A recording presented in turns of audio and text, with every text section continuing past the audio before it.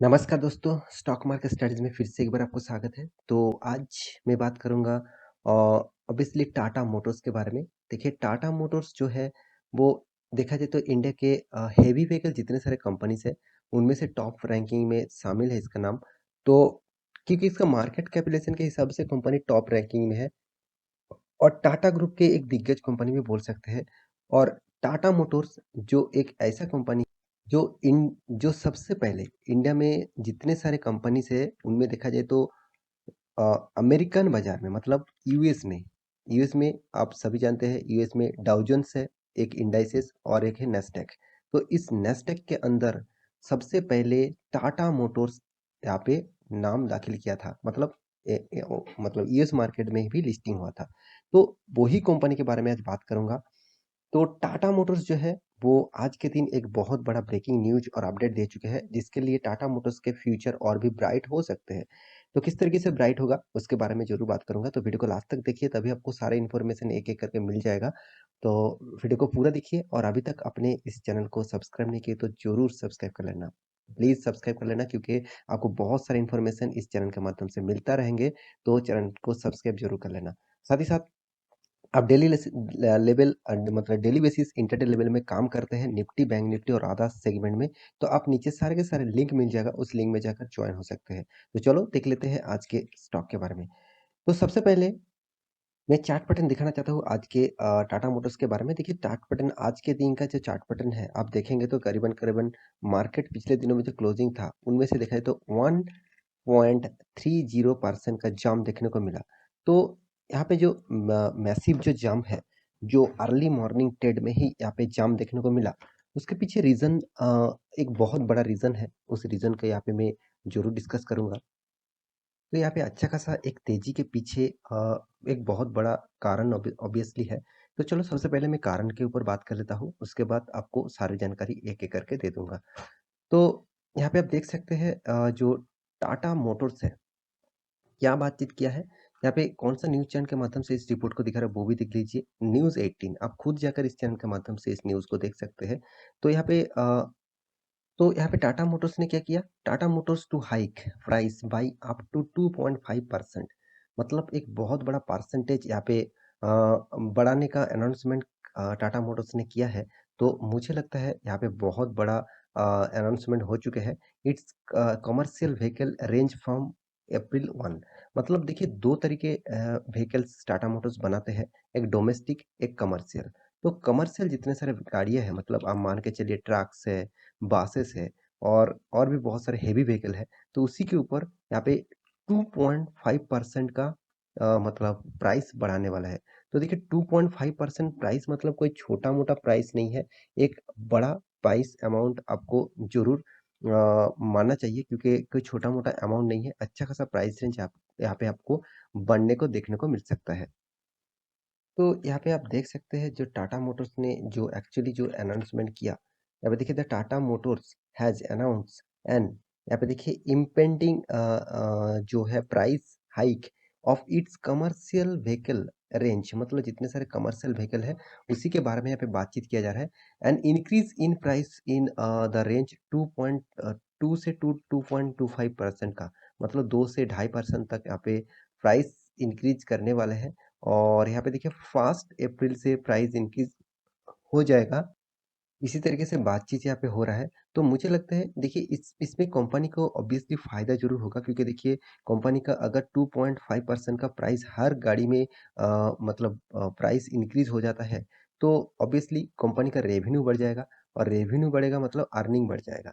तो आप कहेंगे सर यहाँ पे प्राइस बढ़ गया तो मतलब सेल्स तो डाउन हो जाएगा। हाँ, थोड़ा-सा सेल्स डाउन हो सकता है, मगर देखिए जो प्रोडक्ट के ऊपर यहाँ पे मतलब प्राइस रेंज बढ़ाया गया है, तो सिर्फ टाटा मोटर्स नहीं, एक-एक करके आप देखेंगे तो सारे के सारे कंपनीज़ धीरे-धीरे करके सारे के सारे कंपनी खुद का प्राइस बढ़ाएगा।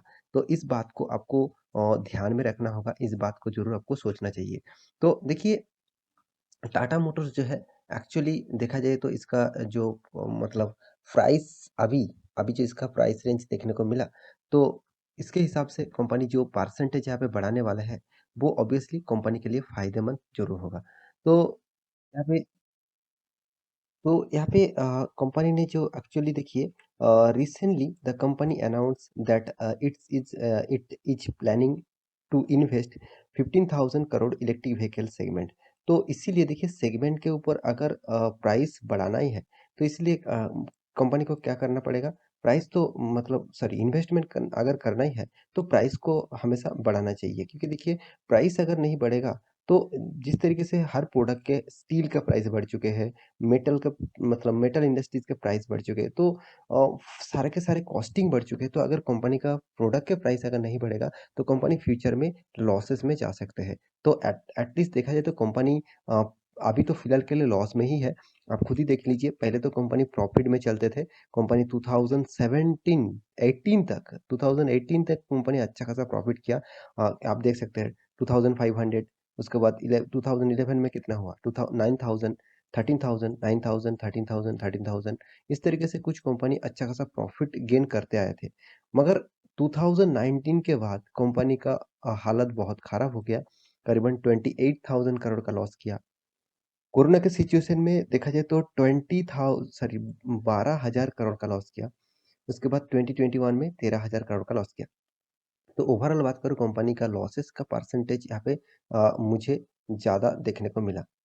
तो धीरे-धीरे करके कंपनी का देखिए लॉसेस थोड़ा-सा रिकवरी तो ज़रूर किया होगा, क्योंकि पहले 28,000 करोड़ का लॉस हुआ था, उसके बाद 12,000 करोड़, उसके बाद 13,000, मतलब कंपनी का जो लॉस है, वो थोड़ा-सा रिकवरी किया। तो मेरे हिसाब से कंपनी का लॉस थोड़ा-सा रिकवरी हुआ, मतलब कंपनी थोड़ा-सा पॉजिटिव में फ्यूचर में काम कर सकते हैं। यहाँ पे खुद देख लीजिए कंपनी का जो क्वार्टर बेसिस रिजल्ट है, कंपनी का जो क्वार्टर का जो रिजल्ट है, कोरोना के सिचुएशन में देखिए कंपनी करीबन 8,000 करोड़ का लॉस किया। उसके बाद फिर से देखिए कम हो गया, फिर से प्रॉफिट हुआ 2020 में, और सॉरी 20 दिसंबर मंथ में, और उसके बाद फिर से देखिए मार्च में थोड़ा-सा प्रॉफिट हुआ, सॉरी लॉसेस हुआ, और जून में भी हुआ और सितंबर क्वार्टर में भी हुआ। तो यहाँ पे अभी तक कंपनी का प्रॉफिट एंड लॉसेस जो परसेंटेज है, देखा जाए तो कंपनी लॉसेस में है, क्योंकि देखिए कंपनी का इन सेल्स कोई खराब नहीं हो रहा है, सेल्स अच्छा खासा हो रहा है। फिर भी देखिए कंपनी का जो एक्सपेंस है, वो धीरे-धीरे कम होते जा रहा है। सॉरी एक्सपेंस भी उसी तरीके से हो रहा है जिस तरीके से कंपनी का सेल्स हो रहा है, मगर कंपनी का जो इंटरेस्ट है वो ज़्यादा कंपनी को पे करना पड़ रहा है, क्योंकि कंपनी बहुत अच्छा खासा लोन लेके बैठे हुए हैं, क्योंकि कंपनी का जो टोटल कर्जे के बारे में बात करूँ, तो ओवरऑल बात करूँ तो 1,48,000 करोड़ का कर्जा लेके बैठा हुआ है। कंपनी का मार्केट कैप 1,57,000 करोड़, और कंपनी खुद 1,48,000 करोड़ का कर्जा लेके बैठे हुए हैं। देखिए कंपनी के जो डेप्थ ऑफ इक्विटी है वो 3.33%, मतलब कंपनी का जो डेप्थ है वो 3.33% का डेप्थ है। तो इसके इस हिसाब से, तो डेप्थ के हिसाब से देखिए अगर ये फाइनेंस कंपनी होते तो इस तरीके से डेप्थ कंसीडर कर सकते हैं, मगर कोई फाइनेंस सेक्टर छोड़कर और दूसरा कोई भी कंपनी हो, तो उस कंपनी के ऊपर थोड़ा-सा प्रेशर ज़रूर बने रहेगा। तो कंपनी का एनुअल इनकम तो लॉसेस में है। हाँ, कंपनी के हाथ में कैश भी है। कंपनी इस कैश को किसी भी जगह पे, किसी भी बिज़नेस में लगा सकते हैं। आप देख लीजिए 9,146 करोड़ का टोटल कैश भी कंपनी के हाथ में है। ईपीएस मतलब अर्निंग पर शेयर के बारे में बात करूँ तो -54% का अर्निंग पर शेयर कंपनी में देखने को मिला। तो ओवरऑल इस कंपनी का फ्यूचर मुझे ऑब्वियसली ब्राइट ज़रूर लगते हैं। तो फिलहाल के लिए जो सिनेरियो है वो अभी देखा जाए तो नेगेटिव में है। तो बहुत सारे इन्वेस्टर इसीलिए इस कंपनी के ऊपर उतना अभी तक उतना भरोसा नहीं करते हैं। आप खुद ही देख लीजिए, क्योंकि देखिए यहाँ पे प्रोमोटर के पास 46% होल्डिंग है। उसके बाद देखिए सबसे ज़्यादा होल्डिंग पब्लिक के पास है। 25% होल्डिंग पब्लिक के पास है। हाँ, एफआईज देखिए पहले 19% होल्डिंग करते थे, अभी 14% किया। मतलब थोड़ा-सा माल यहाँ पे बेचा गया है, और डीएस जो 16% था वो अभी 13% हो चुके हैं। मतलब कंपनी का ऊपर अभी तक इन्वेस्टर उतना फोर्सफुली इन्वेस्ट नहीं कर रहा है। तो देखिए कंपनी का जो बिज़नेस मॉडल है, मैं हर मंथ के एंड में कंपनी जो सेल्स का रिपोर्ट पब्लिश करते हैं, उस रिपोर्ट आपके सामने रखता हूँ, और मैं करीबन-करीबन 5 मंथ से इस कंपनी के सेल्स रिपोर्ट आपके सामने रख रहा हूँ, और सारे के सारे सेल्स रिपोर्ट ज़रूर कहूँगा, कंपनी हमेशा हर मंथ में कंपनी ऑब्वियसली सेल्स को बढ़ा चुके हैं। ऑब्वियसली सेल बढ़ा चुके हैं। तो कंपनी फ्यूचर में मुझे लगता है थोड़ा-सा पॉजिटिविटी ज़रूर दे सकते हैं। अभी तो फिलहाल के लिए कंपनी वो परफॉर्मेंस जो कर रहा है, फिर भी देखिए इतना अच्छा खासा अर्निंग होने के बाद भी कंपनी का प्रॉफिट नेगेटिव में है।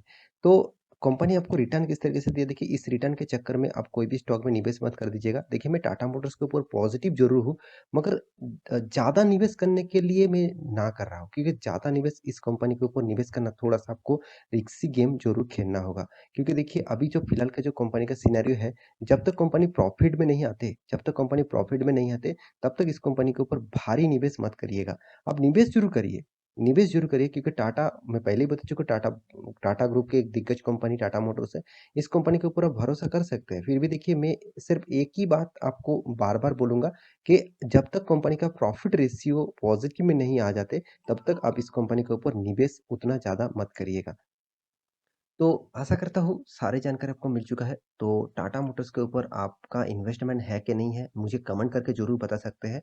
और मेरे वीडियो आपको अच्छा लगा हो तो लाइक ज़रूर करना और चैनल को सब्सक्राइब भी ज़रूर करना। मिलते हैं नेक्स्ट स्टॉक लेके, तब तक के लिए अच्छे से रहिए, अपना ख्याल रखिए। Bye bye.